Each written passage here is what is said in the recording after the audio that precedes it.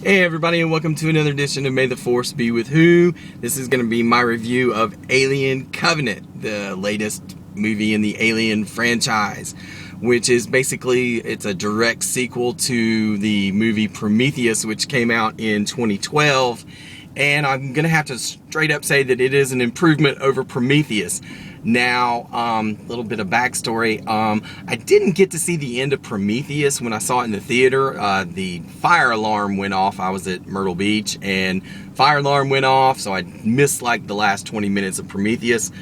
But really, it couldn't have improved it that much, because the only thing I really enjoyed in the entire movie, the first go round for Prometheus, was Idris Elba and Charlize Theron, and I really didn't enjoy it. So was really hoping that with Ridley Scott, actually bringing the alien back into the franchise and saying it was going to be prominent in this episode, that it was going to be better. And for the most part it was.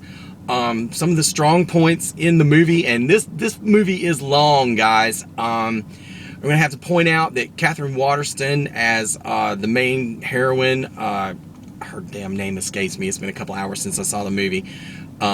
She was a strong point, as well as Danny McBride was really surprising. He played the pilot Tennessee of the Covenant, and he's normally more of a comedic actor and everything, but he was pretty straightforward in this movie, and he did a real good job conveying some grief and some loss, which I'm not going to get into spoiler territory here, but was really one of the high points of the movie.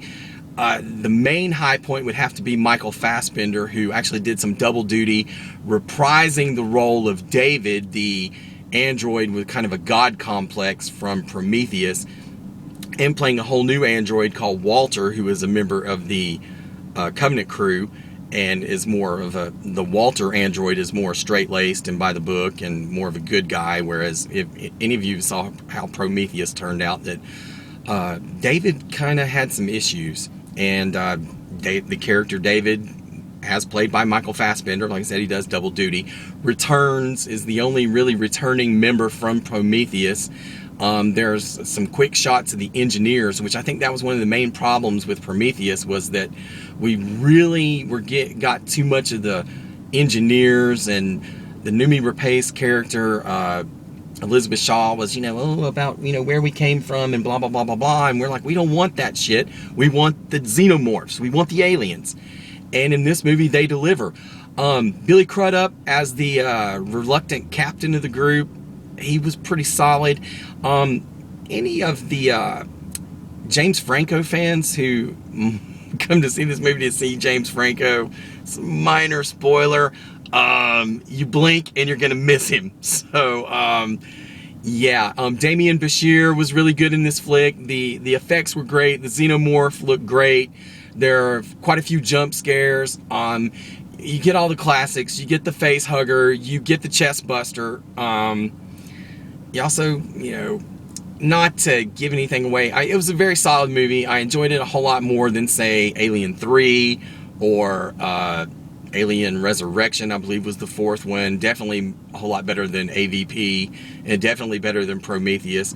There's kind of a twist coming at the end of the film that you can see coming a mile away, and I'm not going to spoil anything, but it does come. So just, you're like, oh, I bet that's going to happen.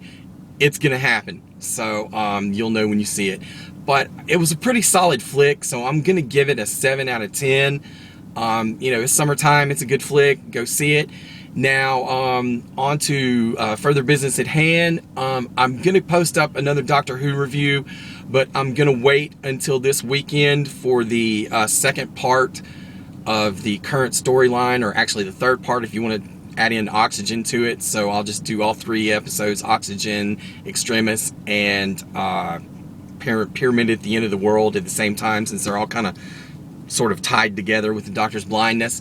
And then Pirates of the Caribbean, Dead Men Tell No Tales comes out this weekend. I already got tickets, so I'll be doing a review on that after I see it. So until next time, everybody, keep on keeping on, and may the Force be with who.